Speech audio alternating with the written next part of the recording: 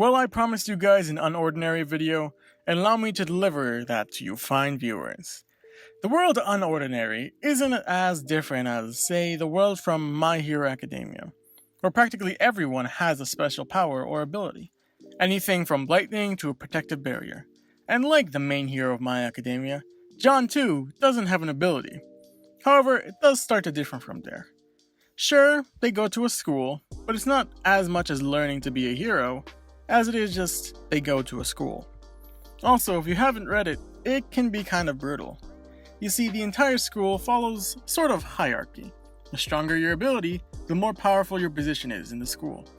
It follows a playing card sort of thing, where every school has an ace, king, queen, jack, like the card game. However, the stronger the person is, the more disrespectful they are towards the people who aren't as high up.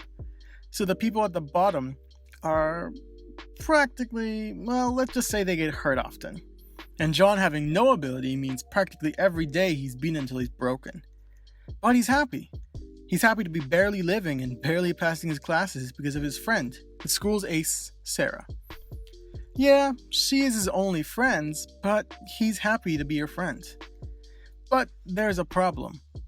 You see, John isn't exactly powerless. He may in fact be the strongest member of this entire school. So the main question is, why? Not why he's the strongest, but why he's lived the way he does. He's been beaten, broken, lied to, blackmailed, and intimidated for 2 years. 2 years! If you're the strongest, then why don't you just stick up for himself? It's a simple answer, but one that I think develops John's character much more than, say, Midoriya. He can fight, but he chooses not to because he knows better. You see, before Wellston, the school he goes to now, he went to a different school. And at the school, he was the king, one of the highest positions at the school. But he was raised differently than the other high rankers. This is brought up briefly, but he once had a low power level. He was once much weaker, so his parents didn't bother teaching him the responsibilities of being a high ranker. But his power level drastically increased, and he didn't know how to handle all the power he was given. All he remembers is the pain and suffering the high rankers caused him. So all he knows is to give that pain to everyone else he can. He was such a terrible king that the other students tried to overthrow him. Let's say it didn't exactly end well for those students. It was basically a massacre.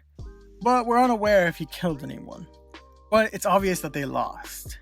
But then, for a year, John had to go through, let's say, intense rehab, slowly becoming the John we see at the beginning of Unordinary. However, that doesn't last forever. John has spent a while trying to become a better person, trying to move on, and he does pretty good for about 2 years. It's definitely thanks to Sarah over here, one of the few people he can actually rely on, someone he can trust. But when she leaves for a couple months, he slowly gets more and more aggressive. He does try his best to keep himself in check, but Arlo, the king of the school, and whose community name is definitely deserved, has other plans. You see, he seemingly knows how strong John really is before anyone else, and Arlo thinks that the hierarchy is the most important aspect of their society.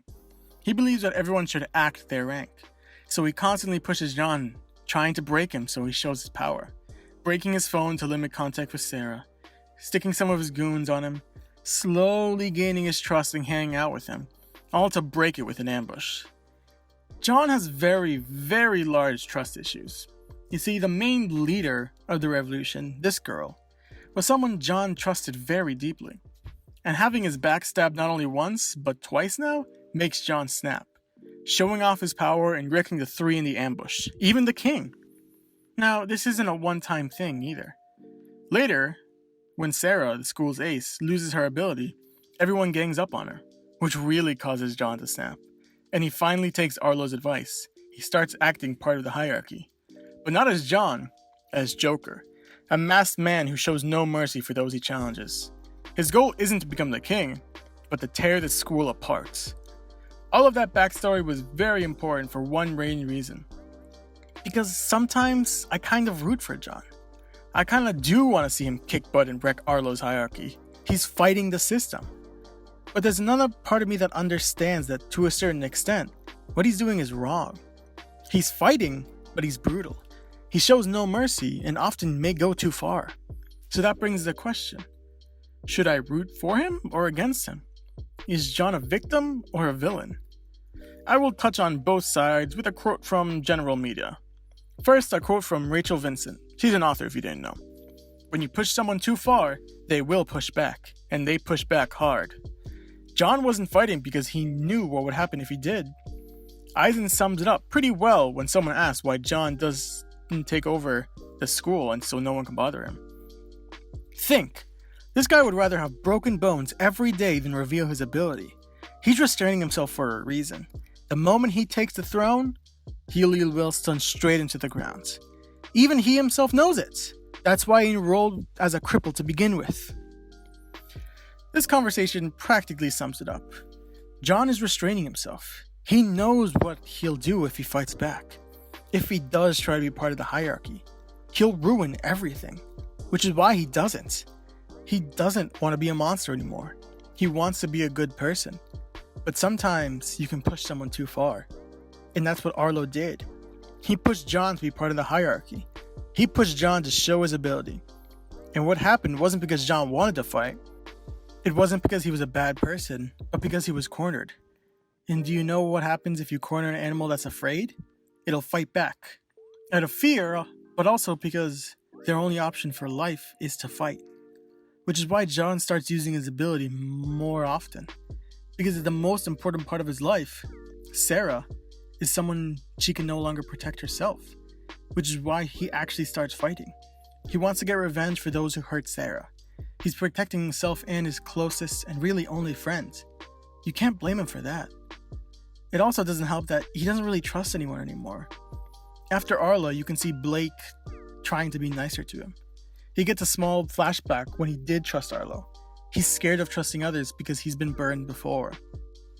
Also, if you need an example of how unfair the world has been towards him, episode 150 is definitely the best summation of everything. The elites are often the ones who push John and others down simply because they're stronger. He wants them to feel the pain he feels. However, that brings up the other side of the argument, and also a different quote. I'm sure more of you have heard this one though. With great power comes great responsibility. Yep, a Spider-Man quote.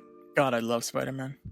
Anyways, the point of this quote is that you don't choose the power you're given, but you can choose what you do with it.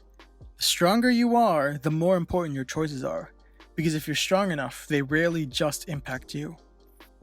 John doesn't seem to understand this, that the fact that he's so strong, the fact that he's stronger than the rest, makes him more responsible, makes his choices more important, because he's strong enough to make a positive change, to do something with his powers, but he doesn't. And when he does use his powers, well, look at the first time he fights someone.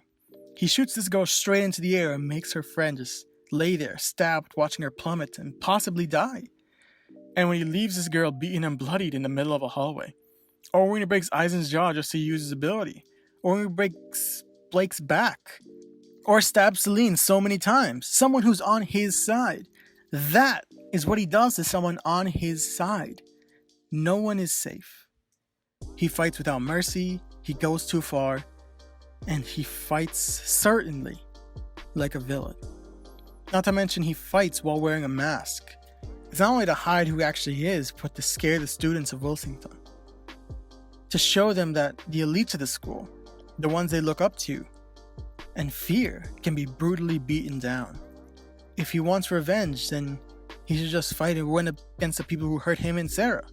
But he goes out of the way to scare the school. He goes out of the way to show the school that there's someone. There's a wild card out there just wrecking the elites of your school. So what is he? He's dangerous, but he also knew he shouldn't fight back. He knew that he should hold back. That he really does. 2 years of him holding back. Of him getting ganged up and beaten down.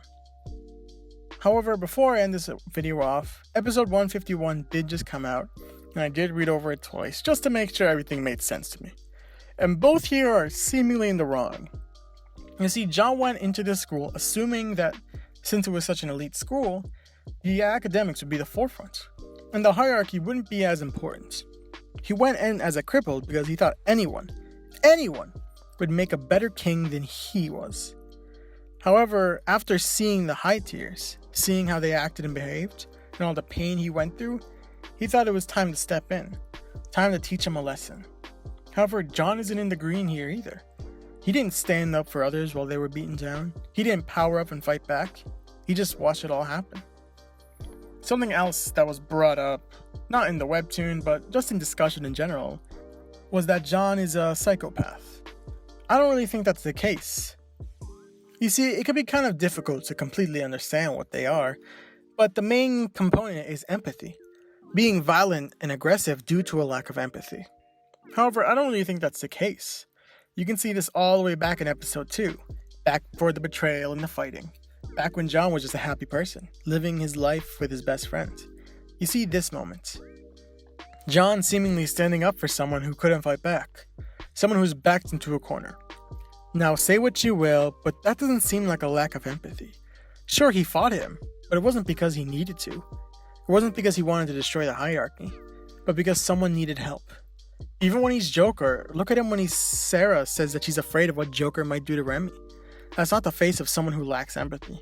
That's someone who's worried that he's going to go too far when fighting someone who his friend deeply cares about. But that's really it. Now, I presented everything. What do you think? Is John truly the villain here? Or is he just a victim of the circumstances around him? Either way, this is an amazing webtoon, and I'm really curious to see where the author goes with it. Anyways, like always, thank you for watching. And if you have a webtoon you want me to check out, please leave it in the comments. I'd love to read more of these kind of fantasy style ones. Anyways, thank you.